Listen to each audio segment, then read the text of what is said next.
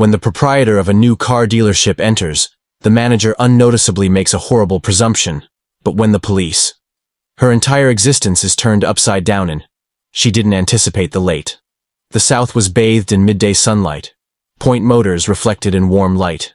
Off lines of shiny automobiles, a constant hum of bustle permeated the atmosphere as clients walked between cars and peered in at a few inside of people that were involved in animation discussions with salespeople. It was simply again another hectic day for the dealership.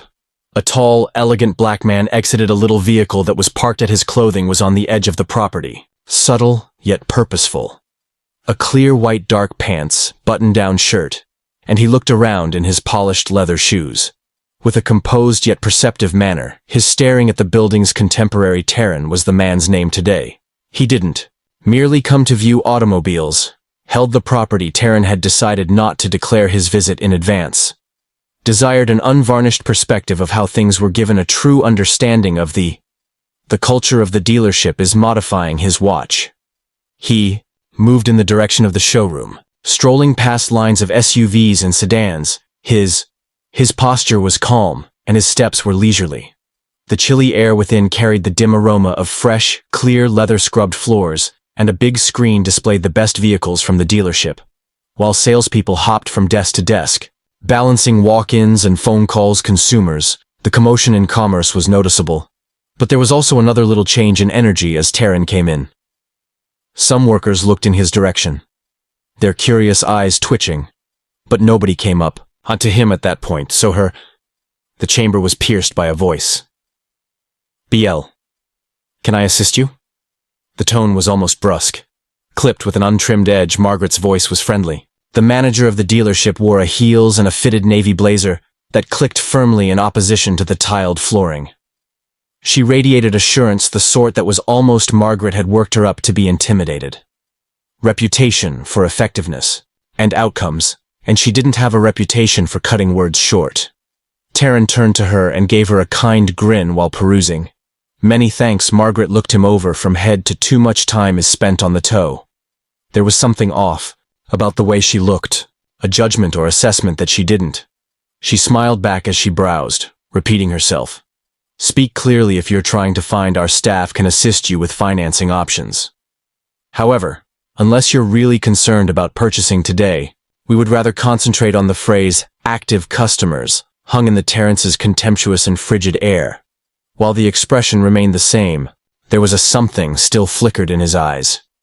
He stayed composed, and "I'm grateful for the details. I'd like to glance over Margaret's lips a little more, if that's all. Don't squeeze into a thin line. Touch anything without first asking," she remarked abruptly, then pivoted on her heel, and leaving as Taryn made his way through the showroom viewing autos and scribbling down a couple notes on his phone. The atmosphere remained strained for employees. Spoke to each other, casting glances. It wasn't long before he directed. When Margaret returned, her heels clicked. Firmly on the ground this time, her arms were folded, and her face was one of barely concealed annoyance. "I saw that you have been circling for." She spoke for a while, her voice brimming with suspicion. "If you don't intend to purchase, we don't. Therefore, I'll have to ask you to go. Possess the time to." Taryn looked up from the distractions, specifications of an SUV that he had been looking at. His composed manner persisted, although his voice had a subdued authority that "I don't distracting anyone, which I am perfectly entitled to do. Be here, Margaret. I've seen your sneer." This, prior to individuals entering and squandering time acting as though they're intrigued. "We're operating a company here. If you're not purchasing, you must look into Terrence's eyes. Didn't falter, and I believe you're producing some presumptions about me," he stated impartially. Margaret's irritated eyes narrowed, now verging on animosity. "And I believe she snapped. "Either show me or know my job. You're serious, or I'll deal with this the way I want." There was a lot of tension in the room, calling the attention of those in the vicinity. Workers they silently observed, uncertain. The stage was prepared for a discussion about what to do, conflict, but Taryn persisted. Calm. He didn't quarrel or raise, he just met Margaret's piercing voice. Look with the unwavering serenity that only increased her level of annoyance, and that was Margaret stood there at the start. Arms crossed, and she looked relentlessly at the little murmur of chatter in the air, seemed to be thickly hushed in the showroom. Terrence cocked a his head tensely, letting out a tiny sigh beforehand, answering, "Handle it the way you asked." What exactly was in his forceful yet calm voice? Does that imply that Margaret corrected her? Blazer and shook his head dismissively. Her head, so I need to make sure my staff and our clients are at ease. And you're now making people uneasy by pacing about Taryn, lacking a specific goal, raised the eyebrow. I feel uneasy since I'm staring at automobiles in a dealership. The subtle. She became irritated by his tone of challenge. She moved closer and lowered her voice to a piercing whisper. I don't understand your situation, but we've had too many people enter here, squandering time, requesting test drives and then disappearing, while discussing numbers therefore, unless, when you're ready to buy, I advise you to go. For a long time, Taryn gazed at her. His face was unreadable before he grinned. A slight, sly smirk that only appeared to, I don't want to annoy Margate any more. Remember requesting a test drive. Is it against your policy to observe? Although her face blushed a little, she didn't give up. You're disturbing my employees, and I refuse to let that happen from the other side. Showroom. A youthful salesperson paused, obviously overhearing the contentious conversation. He appeared to want to intervene, but decided against it. Margaret saw his hesitancy and gave him an angry look, daring him in silence to step in and help Taryn. Kept his cool and spoke in a steady tone. Be glad to talk to a higher authority. Margaret, if you feel that I'm a problem, uttering a dry chuckle. There's no one else you need to, manager. Talk to Taryn. He stepped back, his hands moving smoothly into his pockets. She expressed her dissatisfaction simply by saying, boiling over, she looked at the closest desk, grabbed her phone and started. If you won't go alone, I'll dial Taryn. I'll have someone take you out. Observed her carefully, his face. You're phoning. The police, without changing over a person who was observing Margaret, didn't respond to her concentration on vehicles. On the phone, while she provided a quick justification of her voice to the dispatcher, held a blend of irritation and, yes, there is a man here with authority he's not being cooperative and won't leave the premises. In spite of several requests that a few workers traded uncomfortable looks, their motions becoming slower as the situation's gravity set in, a receptionist whispered to one of them, Do you suppose she's a co-worker? The colleague, who was overreacting, shrugged, refusing to make eye contact with Taryn or Margaret. Taryn were standing, silently, keeping his eyes fixed on Margaret when, after hanging up, she turned back to him in a victorious manner, as though she'd recently fixed a significant problem. Authorities will arrive soon. Advise you to wait. Why would I wait outside? Taryn questioned outside in a calm tone. I haven't damaged her voice in any way. Rose just enough to make more drawings. You're trespassing, and you've been requested to go, but you're not. That's sufficient at that time, for an older couple walked into the showroom with their happy conversations stuttering as they perceived the stress. Margaret immediately applied, smiling strainedly and pointing to one of her salespeople to take care of the pair. Looked at Taryn with interest as they were escorted to a nearby desk in the interim. Taryn pulled out, shifting his weight, navigating through his phone. Casually, he appeared completely unconcerned, which just appeared to aggravate Margaret. You're not taking this seriously. Really, are you? She replied in a quiet voice, yet keen. He looked up at his face.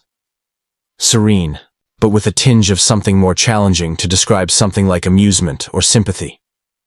He said, I take respect seriously, but you apparently don't. Therefore, here we are, Margaret. She started to respond, but the sight of two police officers in uniform. She halted short when she entered the showroom. She sat up straight and made a relief gesture toward them, and she was characterized by self-righteousness. She pointed to this man's face.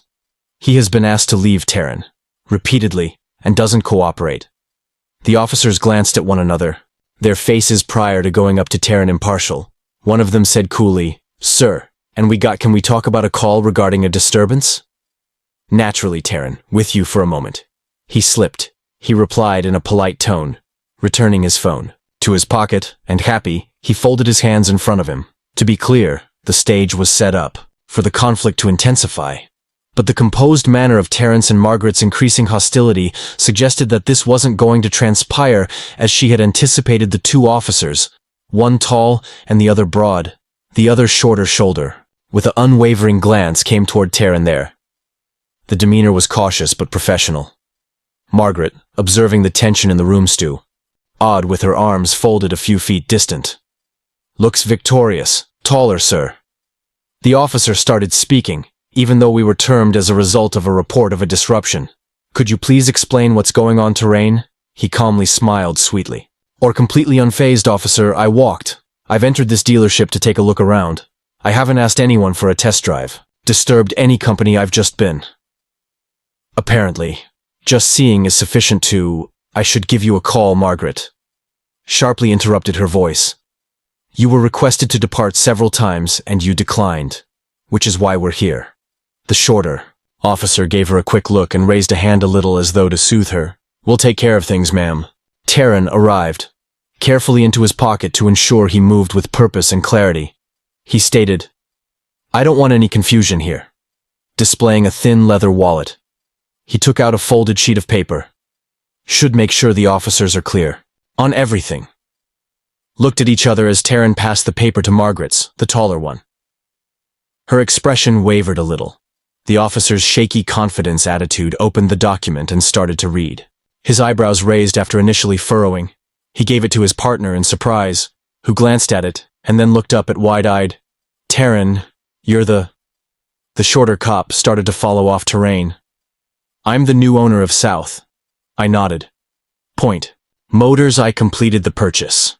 I made the decision to come today last week, unexpected to observe how operations proceed on a normal daytime. Wave of silence passed by.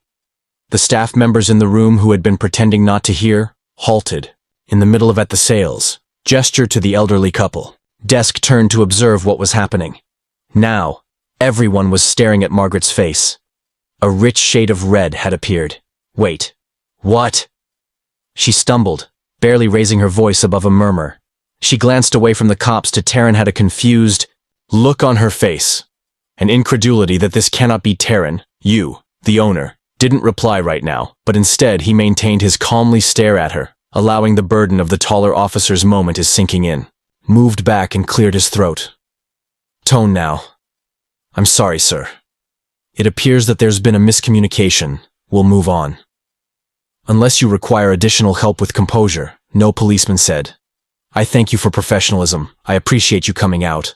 One of the officers nodded, giving Margaret a quick, sharp glance before returning to the entryway as the doors shut behind them, and there was silence. Margaret felt deafened in the showroom. She appeared to be rooted to the spot, her mouth moving back and forth as though she were looking for terms that wouldn't come when she was able to speak at last. I had no idea why her voice sounded unsteady. One informed me that Terence is our new owner. He cocked his head slightly, his serene, external surface transitioning to a sharper edge, and it explains how you handled me. How hastily you thought I didn't fit in. I assumed Margaret had started here, but you considered what that was when Terence cut her off. There was no way I could be serious about purchasing a vehicle that I came here to Margaret. Please tell me, how many other have you treated your consumers like thus due to your perception of her? Her face slightly wrinkled as she stared, averting his eyes from the staff. Frozen and uncertain, he stood around the room. Whether to speak up or keep quiet, Terence let the quiet linger for a... His voice paused, before continuing. I arrived here today to observe how this dealership runs. Based on my observed thus far, is unacceptable. Not only the way you handled me, but the ambiance you've established for Margaret, your staff, and your clients. Opened her lips to reply, but she didn't say anything. Appeared her self-assured exterior had fell apart completely, leaving only remorse and panic in its aftermath. The burden of Terence's remarks lingered in the atmosphere like a Margaret's eyes darted like a thundercloud. Throughout the showroom, as though looking for a break from the criticism she typically faces. The acerbic manner had been replaced with an agitated susceptibility. I didn't mean that her voice was slurred. I was just trying to perform my job, and I was faltering. Terence, I assumed you were mistaken, cut off his calm but abrasive voice. You had such a poor idea that you didn't even take the time to pause and consider if this could be a mistake on your part. Margaret clearly flinched at his remarks, but he wasn't finished, so he turned to speak into the room, his tone bearing an imposing control on everyone. Let me clarify one point here. I'm not. In my capacity as the new owner, I am someone who feels that everyone deserves to be treated with dignity and reverence, irrespective of their identity or their appearance. The staff members traded anxious looks that combine relief, and Margaret's face is showing signs of pain, but appeared to contract under the weight of his eyes on you, he went on. Are the ones leading this? Pointing at her. Dealership.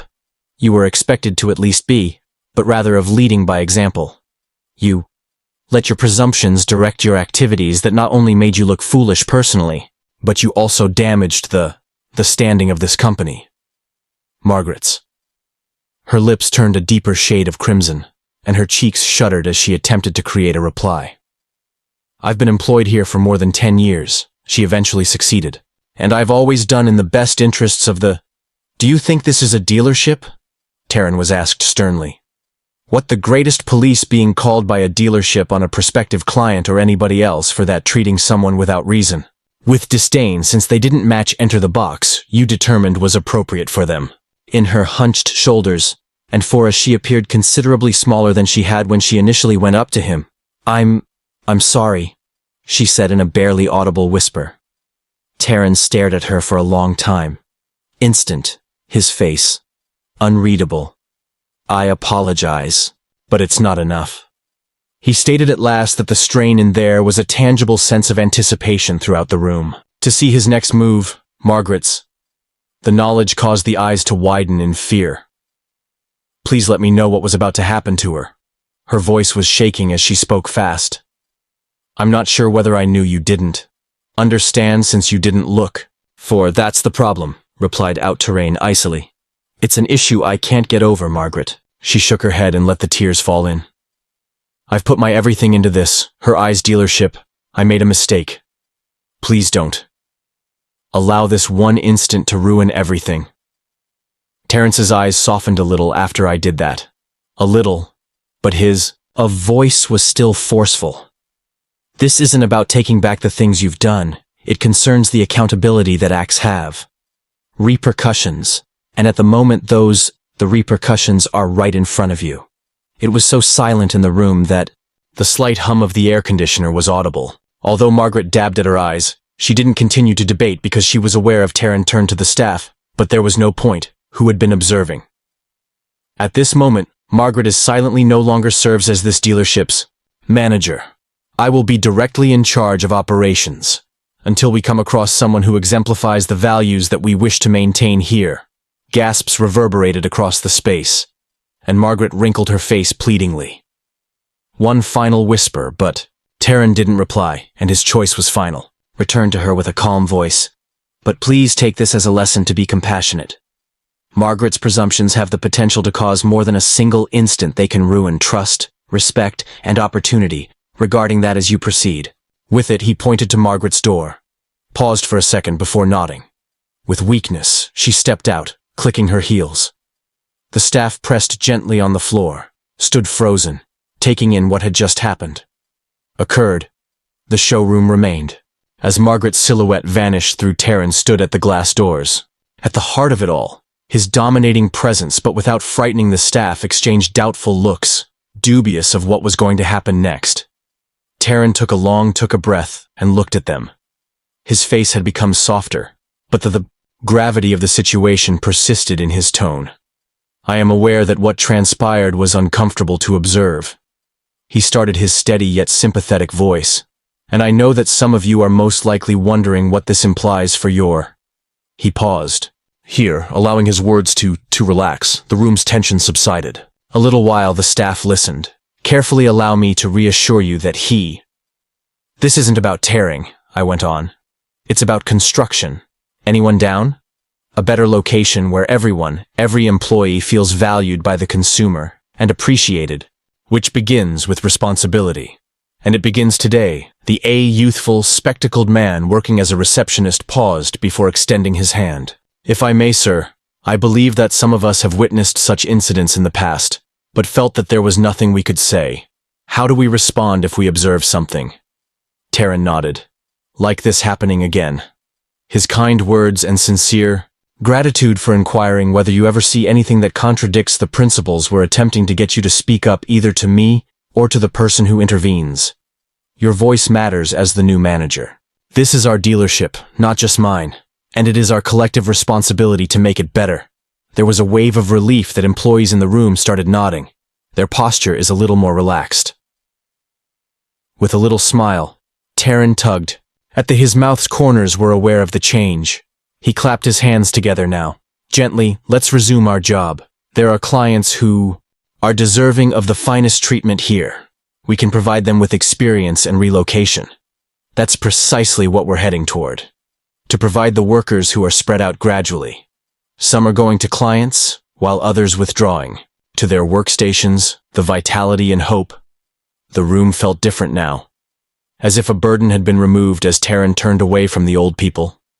Pair that had been observing the scene. He was approached by the man wearing the young man in the tweed jacket held out his hand. I don't know, he responded with a kind smile, who you are. But you dealt with that by. It's encouraging to see someone take a stand, Grace. Taryn shook his hand for the correct thing. His smile was definitely sincere. Thank you. It's quite encouraging to learn that the couple departed, and Terence gave in to a moment to consider that he hadn't arrived, visited the dealership anticipating a conflict. But maybe it was precisely what was required to establish the mood of his ownership. This was his opportunity to establish anything significant to leave behind founded on integrity, respect, and fairness. He turned before leaving.